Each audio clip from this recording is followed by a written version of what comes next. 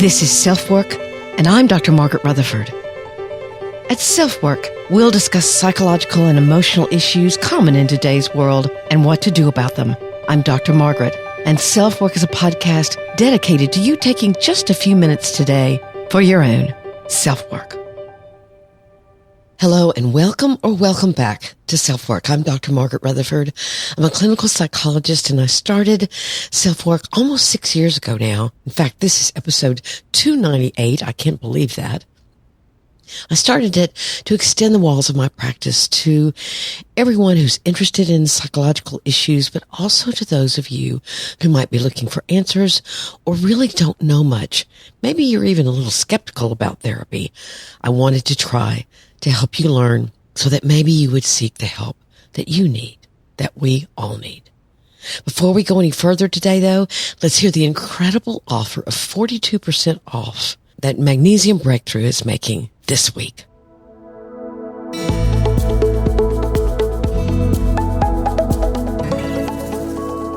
One of the best things you can do to improve your health is get at least 7 hours of quality sleep every night. Now, I know it's hard to get that much sleep. Your mind keeps you awake, your partner snores, you can't get comfortable, you wake up early and can't fall asleep again, but it's so important because your body heals itself as you sleep.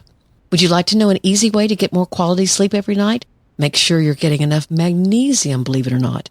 Around 75% of people don't have enough of it, which helps explain why so many people have sleep problems. Most magnesium supplements are not full spectrum, unfortunately. There are actually 7 unique forms of magnesium. This is something I didn't know. And you must get all of them if you want to experience its calming, sleep-enhancing effects. So when Magnesium Breakthrough contacted me, I switched from the supplements I'd been using for a long time to theirs. And wow, what a difference. The major difference it's made for me is when I wake up in the morning and at 2 o'clock or 3 o'clock, I can go back to sleep and it's so much better. So now I'm recommending Magnesium Breakthrough to you by Bioptimizers. For an exclusive offer for my listeners, go to www.magbreakthrough, that's magbreakthrough.com/selfwork to save up to, get this, a whopping 42%. Again, you can save up to 42% on Magnesium Breakthrough when you go to www.magbreakthrough.com/selfwork. I hope it works as well for you as it has for me. At this point, I'm quite happy to share this with you. My email is chock full of requests to be a guest on SelfWork. So how do I choose? First, I try to pick people who are down to earth and have something to offer that is usable and they don't have gimmicks. It's not some kind of 1 hour or 1 week cure, and I get a lot of those. But second, I really love to feature people who have used their own experience, and sometimes that experience involves loss or grief, to live through something that has taught them important lessons. People just like you and me. And they want to share that wisdom with all of us. Krista St-Germain is that kind of person. I'll let her tell her story, but I think you'll be surprised at some of what she has to say. She actually studied to become a life coach in order to try to learn what she needed to do to work through her grief. And she began a podcast so that she, just like me, could reach more people who were also widows and moms. She focuses on post-traumatic growth, but she stresses that post-traumatic growth doesn't involve romanticizing trauma, somehow trying to convince yourself or others that your trauma was something that you're supposed to be glad happened. Not at all. But what you do with it is important. You'll hear her use an analogy I really liked. It won't make sense if I give it to you now, but it's about a house. And she talks about there's several viable choices. But before we start with her interview, let's hear from one of the wonderful sponsors that helped me bring SelfWork to you. And that's BetterHelp, the online therapy service where you'll be matched with a therapist within a couple of days rather than the long waiting times that you can experience due to the pandemic.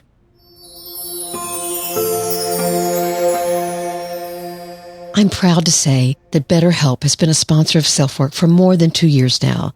They're ranked often as number 1 when compared with other professional therapeutic online services, and do their best to match you with a therapist that you'll feel gets you, is attuned to you, and with whom you can find the kind of help and healing you need. You can do video sessions, you can text, because BetterHelp wants to offer you the most accessible and private therapy they can. Their therapists are licensed professionals. In fact, I've received offers from BetterHelp to become one of their therapists, but SelfWork keeps me busy. So if you need services that are financially affordable and convenient, then trying BetterHelp may be the best choice you've ever made for yourself. And you get 10% off your first month of services if you use this link, betterhelp.com/selfwork. You know, I'm a therapist because I got good therapy, because I learned the immense value of hearing another experienced and knowledgeable perspective on my own life from someone that cared and was invested in my getting better. So try BetterHelp and get 1 month at a 10% discount. BetterHelp.com/selfwork.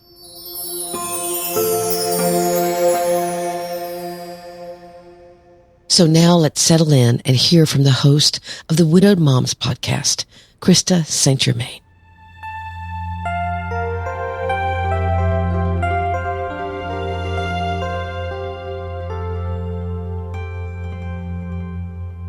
Well, I appreciated you reaching out and wanting to be on SelfWork. I talk a lot about grief, and I know you have a particular perspective, Krista, that is very, very helpful, and I can't wait to hear more about it. Your podcast is called the Widowed Moms Podcast, so obviously there is a tragic story there. Can you tell your story? Yeah, absolutely. So almost 6 years ago now, which sounds impossible as I articulate it, but my husband and I were coming home from a trip, and we had driven separately, and I had a flat tire, and we were on the interstate. I pulled over, and he wanted to help me change that tire. Very stubborn man, right? Didn't want to call AAA even though we had it. No, I'll just change it. It'll go faster. And so he was trying to change the tire on my car. Actually, he was trying to get access to the tire in the trunk. And I was standing on the side of the road, and I was texting my then 12-year-old daughter to tell her we would be late because of the tire. It was just you and him on the highway? It was just me and him. Yeah, my car was parked in front of his, and we all had our hazard lights on. We were very safely over, or so we thought, to the shoulder. And a driver that we later found out had both meth and alcohol in his system at 5:30 on a Sunday. Did not hit the brakes, did not see us, just hit the back of Hugo's car, trapped him in between our cars, and within a day he was gone. So I went from my life feeling like it was at an all-time high. He was my second husband. First marriage did not end well. Second husband, redemption story, proof that amazing relationships are possible, right? And yeah, I just felt like it was just everything was going as it should be. I was 40, and then poof, it was gone, right? Gone, and in a very traumatic way. Yes. So fast forward through an amazing therapist, but then also this kind of what I now refer to as a grief plateau, where everyone was telling me I was doing great. And to them, I can understand why they thought I was doing great, because I was back to functioning. I was accomplishing all the things. I was back to work. I was performing in terms of the way that our society manages or, measures performance, but I was not feeling good. Right. I was really feeling like I was just going through the motions, and don't mind my asking, was he conscious at all, or in the beginning, he was not conscious. So right when the accident happened, he was completely unconscious. Thankfully, one of the passengers that pulled over in a different car was a nurse, because I was, obviously calling 911, and you just don't, you don't know what to do when stuff like that happens. But she was there, and she was like, he's not conscious, but he's breathing, and he has a pulse, and it's going to be okay. And, the ambulance came, and it took forever to pull the cars apart. And the only words that he ever said after that point, when we got to the hospital and they took him out of the ambulance and wheeled him past me, he said, "Love of my life, I'll be okay." And that was the last words that he ever said to me. But I'm so grateful for those words. Oh, of course you are. In the moment, I thought he meant, it's going to be okay. I'm going to make it. We're going to, don't worry. But what I now take a lot of comfort in believing that, no, he did die. That happened, but also he's okay. So, and it was a, calamity of things, not only the drunk driver, but some unfortunate decisions by the doctors. Even though they did their best, there was some mistakes that were made. And, so it's just really not the highlight of my life. But once I got kind of on the other side of it, and that took a long time, right? Sure it did. And I don't mean on the other side of it as though it ends. I mean, once I got to the place where I didn't actually believe my best days were behind me, because that's what I believed for a long time, is that, well, people talk about this new normal in grief. And Right. what I heard was nothing's ever going to be as good as it once was, but you'll get used to it, right? You'll resign yourself to this life that's less than what you wanted. Exactly. As if, acceptance is equivalent to resignation, right? Exactly. Right. And I didn't have any good examples that said anything otherwise. Did you have a support group of any kind? I had an amazing therapist. That's why you decided to start the podcast, to give other people a support group. That's exactly it. Because when I was looking for support, what I found was religious in nature in terms of groups, and that didn't fit my bill. And also what I found online was a lot of groups that were kind of singing the pity party and just using it as an excuse and staying stuck in it. And so it was like a lot of, I've been a widow for 10 years and I still cry every day. Right. And I wasn't seeing examples of how you can still miss your spouse and love your life. That is an eloquent and very poignant thing to say, because in my own work, I've been a psychologist now for 30 years, and I am a proponent of the word "and." That Yes. It's not you feel either this or that, you think either this or that, you believe either this or that. It is most of the time a huge "and." And so that you just said it. I can grieve, I can miss my husband, and I will do something with my life. Yeah. Yeah. And I didn't really realize that what I wanted was the "and" for a while. Part of what I was seeing, or at least how I was interpreting it, was that in order to love your life again, you can't miss them. You have to believe somehow that it happened for the best, or, you have to kind of force all of these silver linings on yourself. Mm-hmm. And look for the good in it. Look for the good, and be grateful and find the blessings and all these things that on the inside just made me want to cry, and didn't work for me at all. Susan David, who I don't know her personally at all, I've read her work, and she is really wonderful. And she's written a book called Emotional Agility. And she talks about how there is her words are a tyranny of positivity that a lot of our culture believes in, that you have to find a reason for things. To get ready to talk with you, I wrote down everything happens for a reason, ? And she would definitely say that's not true, that it is not that any of us can live without pain, and that pain is very much a balancer of joy. You found your way. Did you know that prior to this? Had you already had some kind of pain or trauma in your life that you'd already experienced this sort of, I've got to work through this, not, I don't want to put it away? Interestingly enough, the trip that we were on our way back from was for a camp for children who are blind or visually impaired. And it's something that I've been doing for more than 20 years. And it came to be because when I was in my early 20s, a friend of mine, a sorority sister and friend, was murdered along with 3 other people. Oh, gosh. It was very public. The whole trial was televised. It was really, really awful.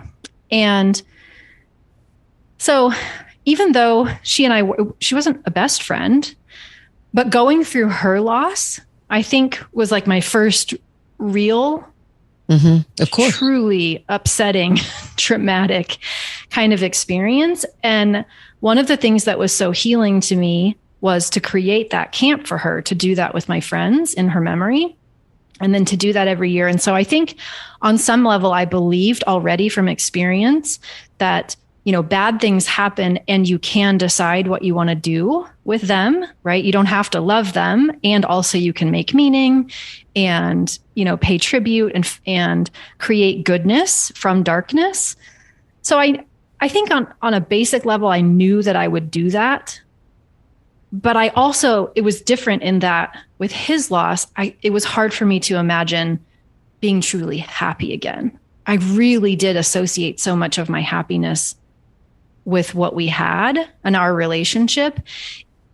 And it took me a long time to see that not that he wasn't wonderful, because he was, but that I was the one, and always have been, who has created my experience in the world, my emotional experience. And that if I had done it then, right, if I had created happiness, that I could do it again. Mm-hmm. And so that was a little bit harder to learn. But like many people in helping professions would have told you that forever. I've read self-help books since I was, I read A Return to Love when I was like 15, so I think I had a lot of these concepts in my mind, and maybe just have always known them as truths. And so there was a process of kind of forgetting and then coming back to like what I deeply believed. But, for me, therapy was talk about it, make peace with it, get to that place where my brain could actually accept it, that it had happened, that he wasn't away on a business trip, that this really was my life, and have someone who was a neutral third party who was willing to listen, that I didn't feel like I was burdening, right? Because I didn't want to have those same conversations with my friends. And then that took me so far, that took me back to functioning. But then I kind of stalled out a little bit. And that's when I found a coaching program. It wasn't grief specific, but it taught me some tools really that helped me understand how to create with my thinking, how to make my brain work for me. I see.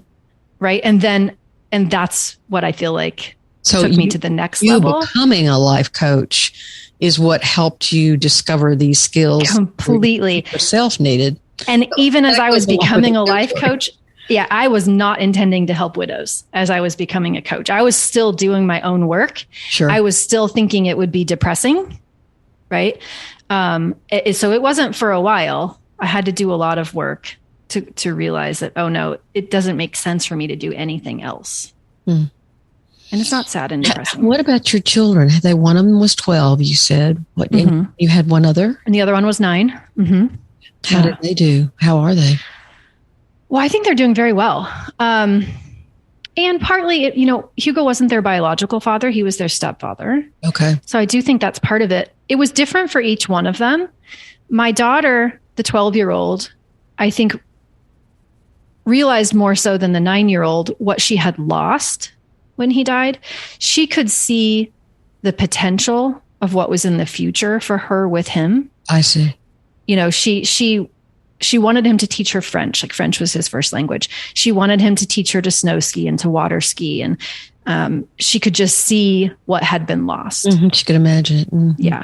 It had versus been a real clear visualization for her. Yes. Yeah. And then versus my son, who, while he definitely lost a playmate, and somebody he loved to spend time with, for him, it seemed to be more about the realization that people you love die. And if Hugo could die, then what if mommy dies? Right. Right. And so it just kind of shook his whole foundation of, the world is not as safe as I thought at 9. Right. Which was a different experience for her. So for him, it was a lot of just comforting him, not lying to him. Right. But he would say things like, I just hope that when I die, you die 5 minutes before, so I don't ever have to be without you. Mm-hmm. Those kinds of things. Yeah. So you said it took you a long time. What can you describe? And again, grief is so unique to so many different people. Mm-hmm. I noticed in some of your publicity materials, you talked about the 5 stages of grief, and that I knew that too, that it was never intended to be some sort of prescriptive description of grief, that there are these stages, that it really was Elizabeth Kubler-Ross was talking about terminally ill patients versus someone who is the bereaved. And that was not even, it was her clinical experience she was talking about. She was trying to describe what she saw clinically. Yeah. Yeah. And I was so glad, because even though I had a pretty significant grief experience in my 20s, I had never really researched or read anything about grief. So in the early days for me, the acute grief was, intense. Widow fog was intense. That's what I call it. Grief fog is probably what other people call it. But, your processing capability is tremendously diminished oftentimes, right? So you lose the ability to hold data and process it. And it's easy to think you're crazy. If you used to be really good at being organized, and on top of the details, and you could read and retain information, you could remember things, you didn't need lists. Sometimes, that makes people think they're crazy. It feels like almost like cotton candy in your brain. That's kind of how it felt for me. Really? So I was such an avid reader, and it was so frustrating to me to try to read because I wanted to learn to support myself. That was my default, was go to the experts who can help me, right? Read the books. But I couldn't retain. I would just read a paragraph and just nothing would soak in. And that took a while before I could do that. Ironically, though, for me, and it's different for everyone, but for me, I actually was very organized when it came to the estate paperwork and all of the details that had to be managed with his death. And I think for me, that was about feeling out of control and searching for something to control. Okay. So I was just organized to the T, big binder, all the notes, everything in order, meticulous, right? It's also distraction. Oh, completely. Yeah. Distraction and the illusion of control, and maybe some other stuff. I don't know. But yeah, and I took a good 6 weeks to go back to work. I had a great employer. We actually worked together. Well, it's not very long, but I am continually surprised at the amount of widows I work with who literally take a week or less. It's shocking. And for some, I think it's because they're avoiding it, right? Yeah. Or sometimes there's something. So you have the added psychological issue, if we want to. I mean, I hate to even call it an issue. That sounds so darn clinical. But you saw it happen. And so my very common sense guess would be you were also dealing with nightmares and flashbacks and flashbacks. Oddly enough, not nightmares. Another thing that really helped me was that I had known about tapping, emotional freedom technique, for, I don't know, whenever Jack Canfield's book came out, and that was a long time ago. Oh, wow. I had been using tapping. I had taught my kids to tap when they were little. So it had been something I'd used for a long time. So that was my go-to when I would have a flashback. Or even if I were like for a long time just driving and I would see someone with a flat tire on the side of the car, just even as I was driving, I would at least, tap on my collarbone and use that to calm myself, or hearing ambulances, seeing CPR scenes, things like that. Yeah, we're really, really rough.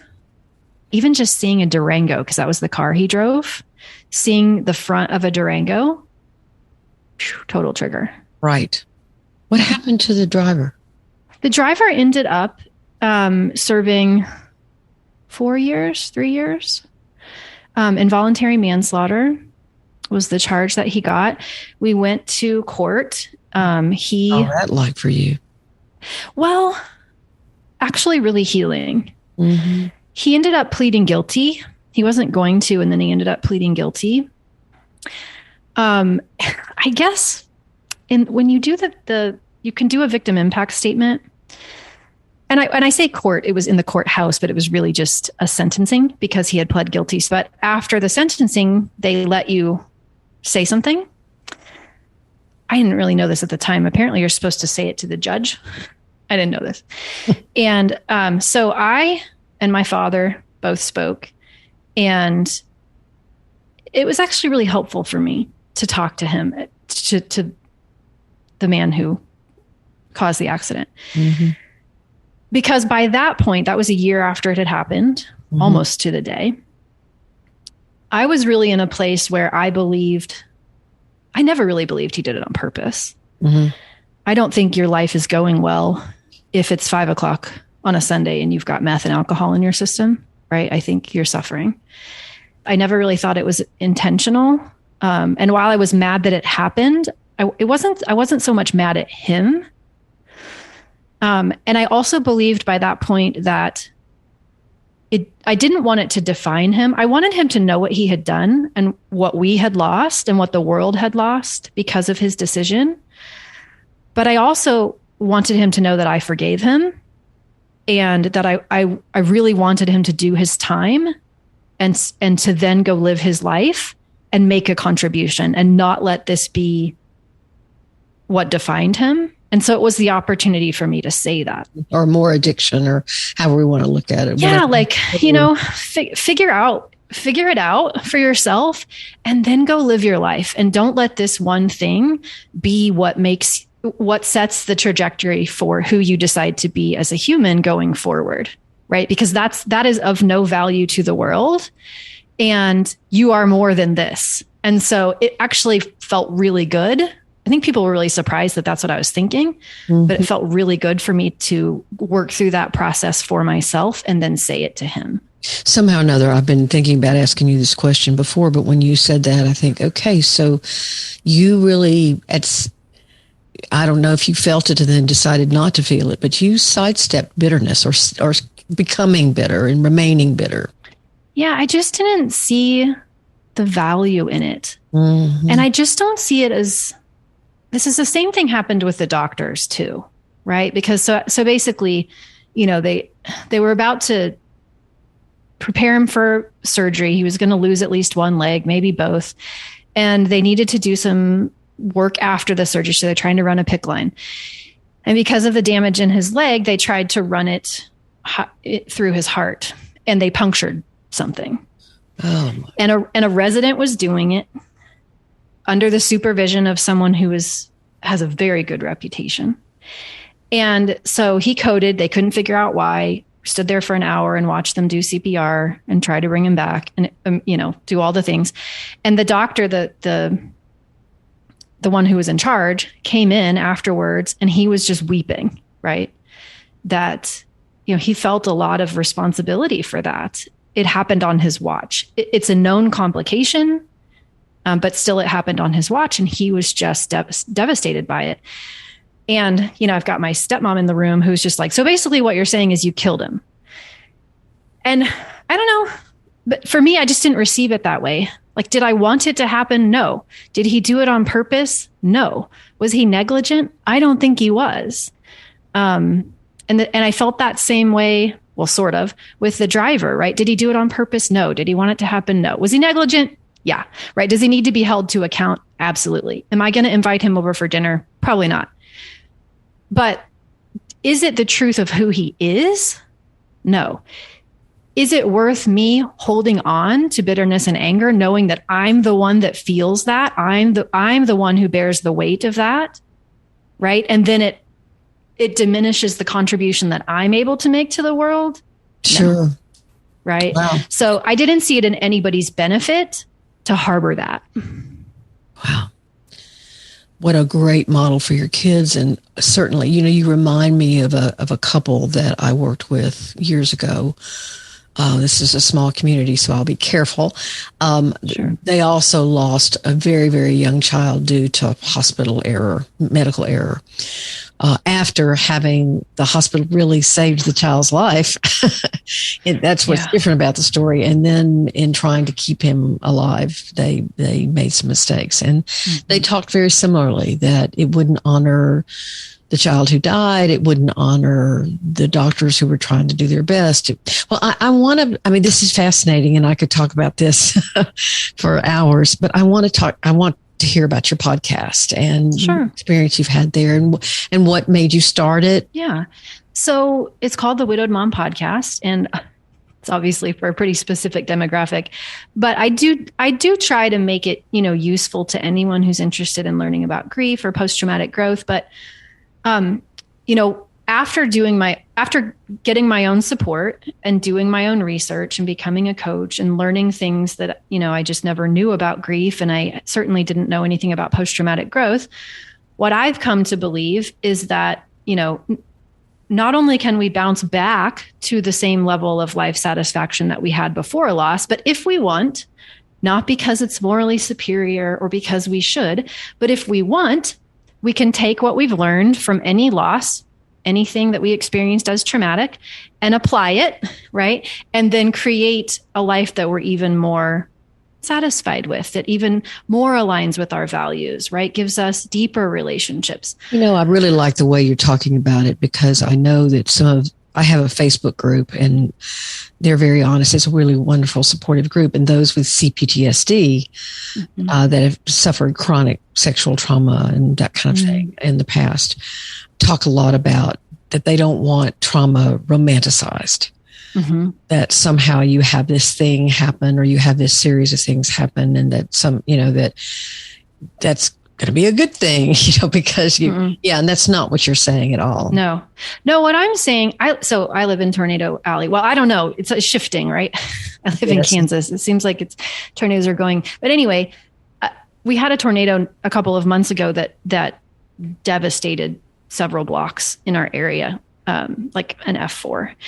And it kind of, it became very clear to me that this is how I see post-traumatic growth. I see it as if a tornado comes and it knocks down your house, right? You didn't ask for that. It's not fun. It's not glamorous. And there's nothing wrong with building a house that's very similar to what you had, right? It doesn't hurt anything. It's not better to build a different house.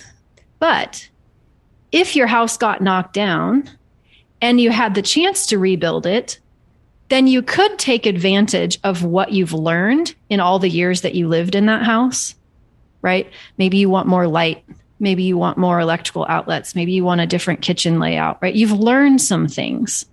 And so if you want to then redesign the house, taking into account what you've learned, that doesn't make you a better person.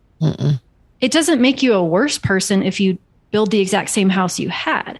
It's just an option that we have, that whatever life experience is, if we want to take anything that we've learned having gone through that experience and apply it in service of what we want to get out of life and what we value, it's available. Sure. That's how I see it. I think that's a wonderful analogy, and one that's really easy to understand. And so what kind of experience have you had with the podcast? How long have you been doing it? 2019. Oh, okay. Yeah, 2019. So I actually I had coached for about a year and a half before I started the podcast. And I was kind of hesitant to start one in the beginning. I didn't really want to do that until I believed I had something of value to share. And so after coaching widows for a decent amount of time, I started seeing the trends and the themes and the same conversations. And so that was the point when I decided to launch it. Because people don't understand grief, which is a large part of what I hope to accomplish with the podcast, they come into a grief experience thinking that most of their experience is wrong and or that they are at fault for the way that they are experiencing things. And so when it's one-on-one and you're having the same conversation with someone, it's almost hard for them to believe you when you tell them there's nothing wrong with them. Right. And so eventually I decided, okay, I got to do a podcast, right? To kind of help normalize some of these things earlier, even when people aren't ready for coaching. How can I help them immediately after the loss not feel like they're crazy and figure out how to support themselves and learn how to allow their feelings and some of those kind of basic things. And then later, it also kind of switched to, I stopped coaching one-on-one and I started coaching in groups, because that's the same thing I was seeing, is that I think there's such power in community that if, of course, they will always think the person who is helping them is some sort of special snowflake or unicorn, right? But when they see it in their peers and they see other widows struggling the same way that they're struggling and they see themselves, right? Then it's so much easier for them to go, oh, it's not me. There's nothing wrong with me. This is grief, right? This is common. And then I've just experienced that we can make progress so much faster because we're normalizing so much of the experience. And then we can really uncover, okay, where might this person be uniquely blocked or use some support? And you've got lots of wisdom in that room. So I see a very consistent period where people feel, for the most part, depending on the family dynamics and the community support, and that's not there for everyone by any means. But for most people who do have a decent amount of family and community support, there's a period of rallying, right? Where everyone comes to their aid, everyone does everything. People come out of the woodworks to help. You don't even know what to ask for their help for, right? And then for a lot of people, then the next phase is people pull away and forget. Right. And they think you're doing okay. You look like you're doing okay. Or they've never been in your shoes before, so they can't imagine the difference between how you look and how you feel. And also they begin to inaccurately think that they can do harm by bringing it up. Yes. So they will avoid it because they think that's in service of you. They think that's helpful sometimes. Or, maybe they don't have the capacity to allow you to feel how you feel and them, take care of themselves and be okay with that. What I have seen over and over again, or at least maybe it's what I'm telling myself I see. Because I like to somehow hang on to the idea, although therapists hear about a lot of evil in the world, I also like to believe that people are good or can be good. I think they get afraid. I think people get afraid to get too close to pain that doesn't go away. It scares them. Yeah. And so they distance because of fear as well. I agree. And I definitely did that myself before this happened. I can now go back and see all of the things that I said that I wish I hadn't, and ways that I behaved that I wish I could do over. And it was definitely coming from a fear, a lack of comfort with emotion. And just, it also sometimes, not only fear from myself and my discomfort with the depth of that pain, but also my worry that I would make it worse, as though that were possible. I see. So do you wonder what Hugo would say to you at this point? Yeah. It's funny. He was very much a scientist. He was an engineer. And so this idea of life coaching, he would have thought I was nuts, right?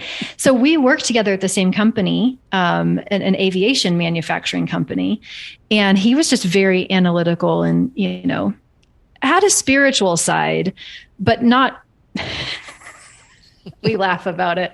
It's so funny too, because his first wife also is a life coach. And we both have joked about it since he died, right? He would have thought we were both off of our rockers. But I also know that even though he wouldn't have really understood what I do, he would be so proud of me for having done it, right? And for how I'm living, for sure. And I hear his voice all the time. Every time. My last name is very complicated because he was French and spelled with a hyphen, St-Germain, but with a hyphen. And he always told me, you're going to regret it. You're going to regret taking my last name. And so every time I'm in a hotel and I can't figure out my Wi-Fi password because it's my last name and they can't figure out the hyphen or the dot or the space or the capital, it's, I know he's laughing and enjoying himself at my expense. Yeah.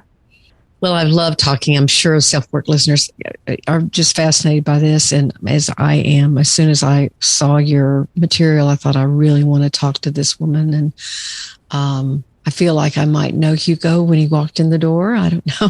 It sounds like a very interesting. He's a spitfire.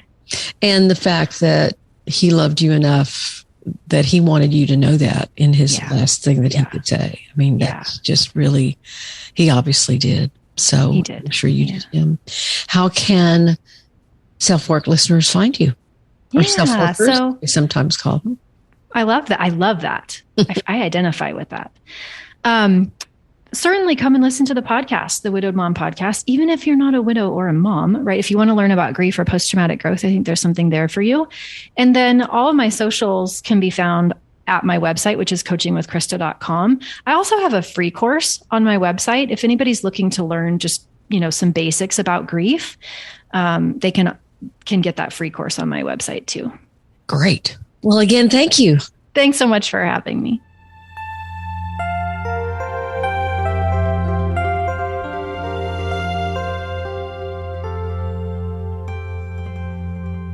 Thank you again for being here at SelfWork. It means more to me than you know. And you must be sharing SelfWork with your friends because we're growing by leaps and bounds. We've already reached 1 million downloads as of this year. That's incredible. I wanted to read this review today. I love your soothing voice, positive outlook and energy and encouragement. I actually listen to this podcast when I go to sleep and wake up with a headphone in my ear. Thank you. I hear a lot from people about that, and it's kind of funny to me. I'm not sure quite how to take it, but If my voice is soothing, then that's really great. So thank you for saying that. And if I can add calm to your day, then I'm happy about that. Please leave a review, a written review or a rating on Apple Podcasts or wherever you listen to SelfWork. And of course, if you've read my book, Perfectly Hidden Depression, and are trying some of the over 60 exercises that are included in the book, let me know by leaving a rating or a review on Amazon. That would be fantastic. Thanks again for being here. Please take very good care of yourself, of those you love, and of your community. It's very important in these days and times to treat each other with compassion and kindness. I'm Dr. Margaret, and this has been SelfWork.